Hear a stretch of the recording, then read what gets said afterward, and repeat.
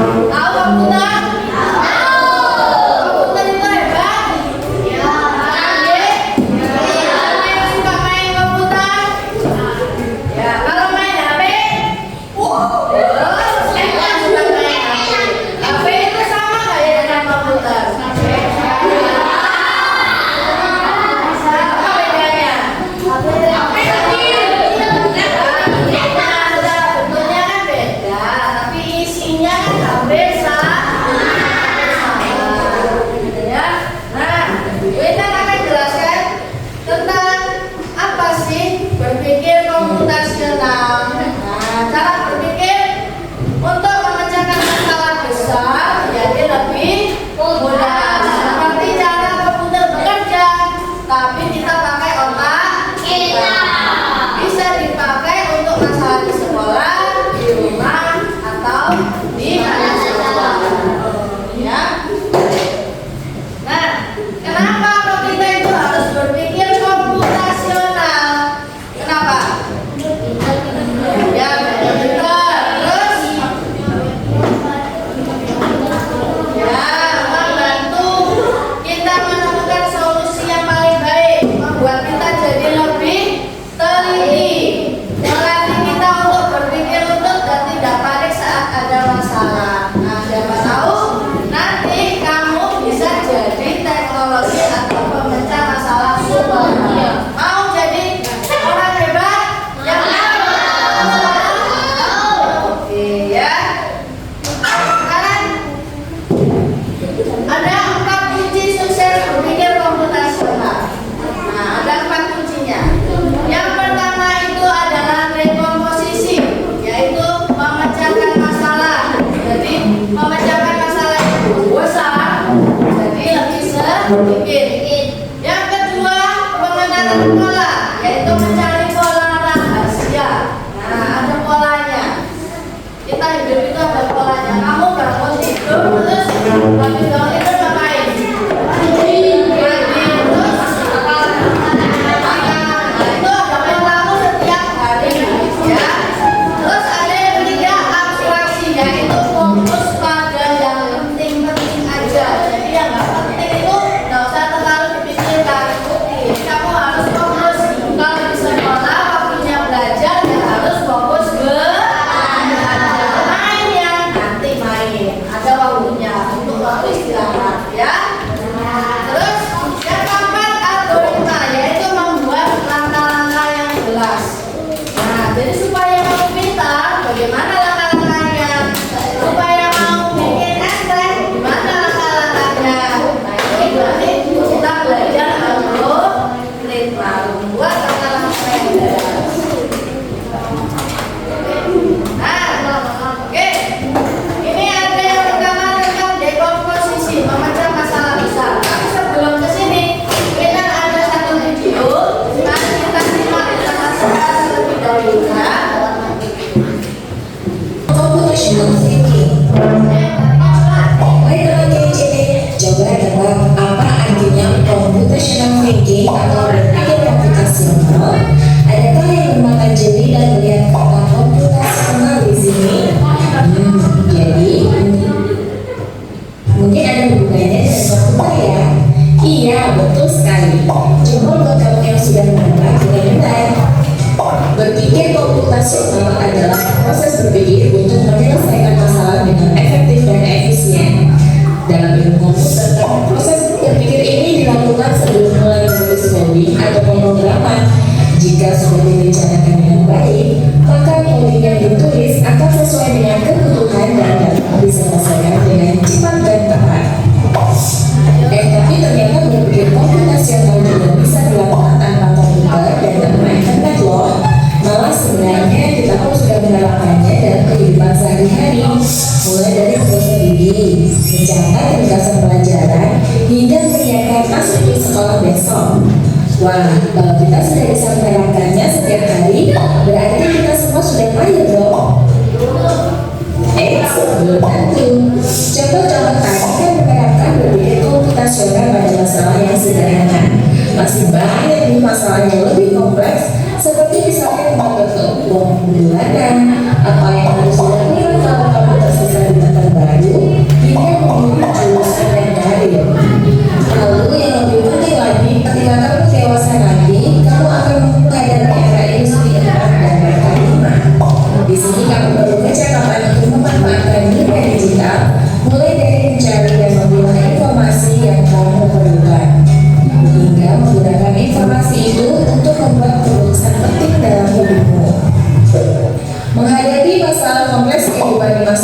depan dan masa depan ini mirip seperti merencanakan coding yang sudah dibahas sebelumnya. Kuncinya adalah memahami masalah dengan tuntas dan mencari cara menyelesaikan yang efektif dan efisien. Nah, kalau begitu, bagaimana agar kita bisa berpikir komputasional? Sekarang kita bahas ya 4 landasan dari berpikir komputasional. Yang pertama, dekomposisi. Dekomposisi artinya membagi masalah kompleks ke bagian yang lebih kecil agar mudah diselesaikan. Misalnya, kamu ditunjuk jadi ketua panitia lomba 17-an, maka untuk memudahkan pelaksanaan, kamu bisa menunjuk panitia bagian acara, konsumsi, publikasi, keamanan, dan lainnya. Yang kedua, mengenal pola. Artinya mencari kesamaan dan pola di antara bagian-bagian masalah kompleks yang sudah dipecah. Misalnya, kamu hendak melipat dan menyimpan jemuran di rumah, maka kamu perlu bisa mengenali jemuran milik ayah, ibu, kamu, adik, dan pilih bersama seperti spray, handuk, dan lainnya. Ini karena jemuran-jemuran itu perlu disimpan di rumah yang berbeda. Yang ketiga, abstraksi. Artinya fokus pada informasi yang penting saja, mengabaikan detail yang tidak diperlukan. Misalnya, kamu hendak menceritakan pengalamanmu berwisata ke luar kota. Tentunya kamu mengalami banyak hal dari mulai berangkat di bus, berfoto bersama, makan di restoran, menginap di hotel, hingga perjalanan pulang. Tapi nggak mungkin kan kamu ceritakan semua kejadian dengan detail pada teman-temanmu. Pasti mereka bosan kalau kelamaan. Jadi kamu harus mencari beberapa kejadian yang menarik saja untuk diceritakan pada teman. Yang terakhir, algoritma. Artinya membuat langkah-langkah penyelesaian atau membuat aturan yang diikuti untuk menyelesaikan masalah. Misalnya, kamu diberi daftar belanja di supermarket oleh ibu. Ada minyak goreng, telur, nasi, sayur, dan kopi.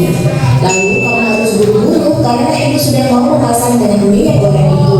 Nah, kalau seperti ini, satu cara yang efisien misalnya mulai dari negara yang paling dekat dari pintu masuk hingga terakhir yang paling dekat dengan kasir. Nah, itu dia 4 landasan berpikir komputasional yang perlu diterapkan untuk memecahkan masalah yang kompleks. Lalu berikutnya, apakah ada cara untuk mengasah kemampuan berpikir komputasional? Tentu ada. Selain bisa coba kamu terapkan ke masalah sehari-harimu, kamu bisa juga latihan soal untuk mengasahnya. Misalnya, gurumu akan memberikan soal-soal computational thinking, mata pelajaran matematika, bahasa Indonesia, dan IPAS dalam kurikulum mereka.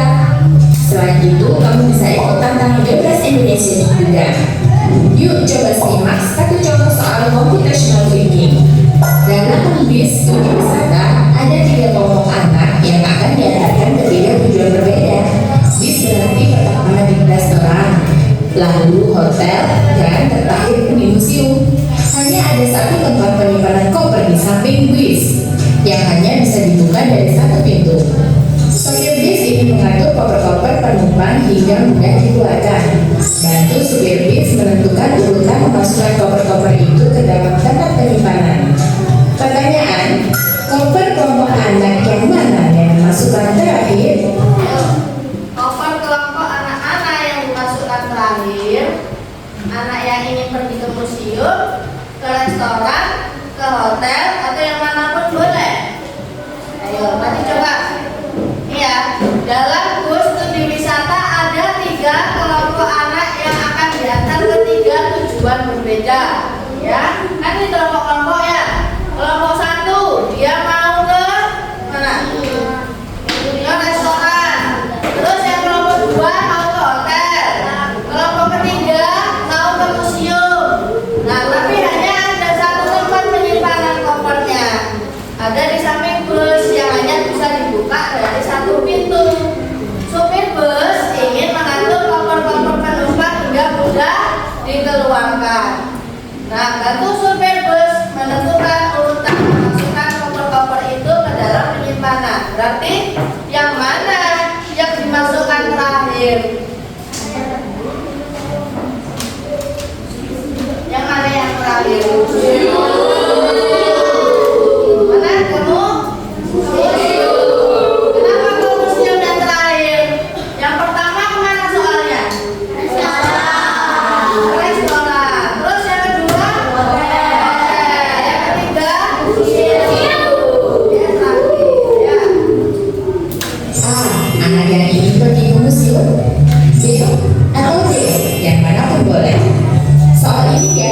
dari challenge.bebas.org. Kalau kamu tahu, coba ya dijawab di kolom komentar. Kejar cita, kejar ilmu, raih cita.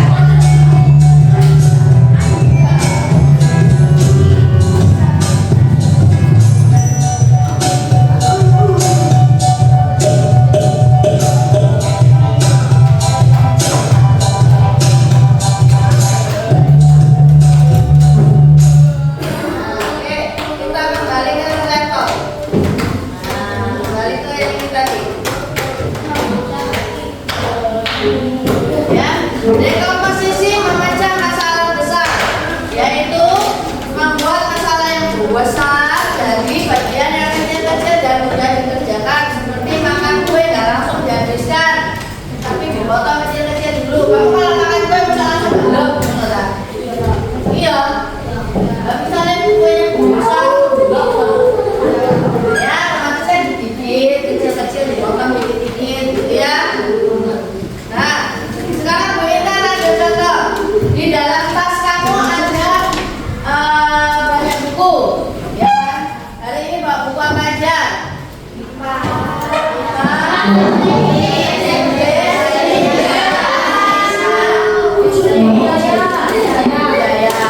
Oke, kalau di tas kamu ada apa aja isinya?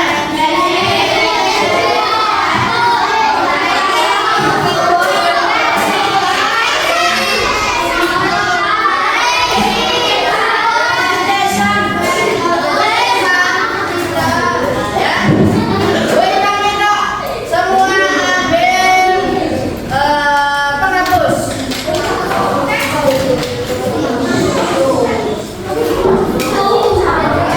Ya. Oke, sudah ketemu penghapusnya? Sudah. Ya. Oke, kalau pas waktu ngambil penghapusnya susah apa enggak? Apa tidak? Ya, mudah dicari. Kamu fokusnya hanya mencari penghapus. Padahal di dalamnya ada bagian ada pensil, ada bolpen. Ya. Sekarang kita minta berkelompok, yang sudah bagi kelompoknya tadi kan? Ya. Berkelompok, saya minta membuat jadwal piket. Yang kelompok 1 piket hari Senin, kelompok 2 Selasa, 3 Rabu, 4 Kamis, terus apa? Kelompok 5 Jumat. Nah, ya. Jadwal piketnya kan sudah dibuat sama wali kelasnya, ya kan? Sekarang kamu kasih tugasnya masing-masing. Jadi misalnya hari Senin siapa aja? Siapa aja hari Senin?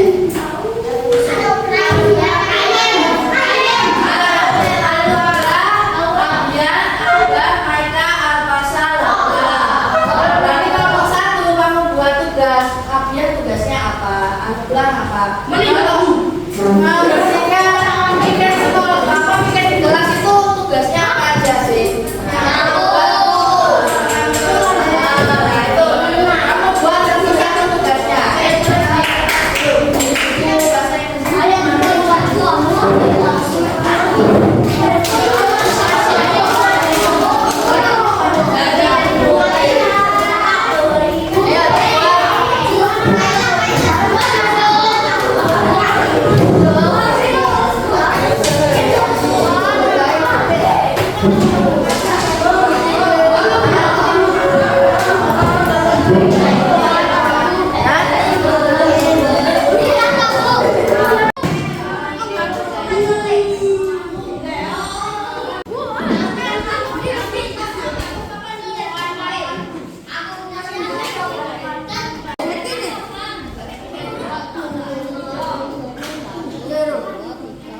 Coba sekarang kamu sebutkan yang jadwal piket hari Senin.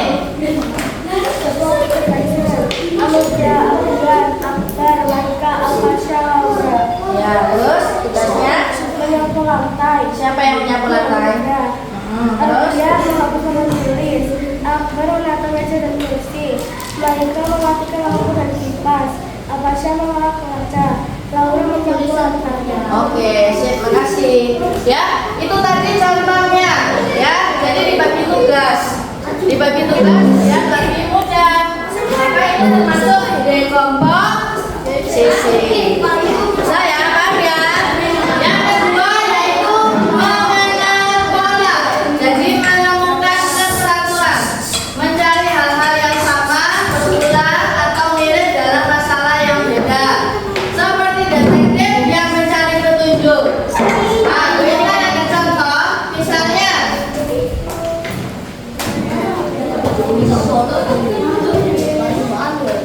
contoh mencari pola ya.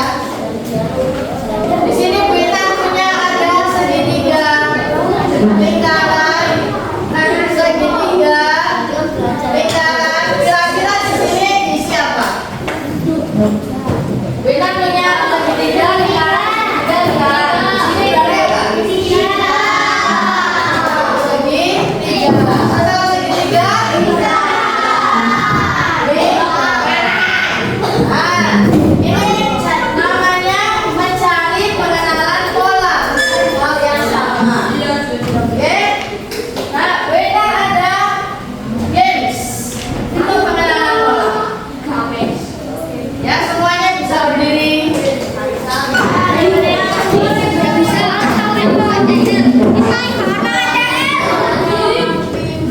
Ayo berdiri dulu, berdiri. Berdiri dan pusat di sebelahnya kursinya biar nggak nabrak. Nah, ya. Iya, nah.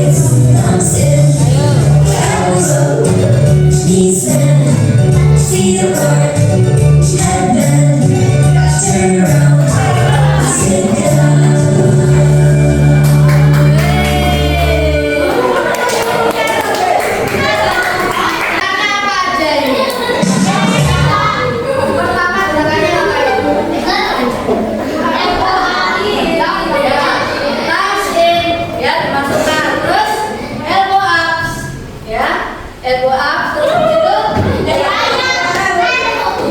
bench, ya kakinya ditekuk, apa? Dibuka, kepalanya miring, caranya miring. Nah, itu berarti sama dengan pola. Jadi ada pola.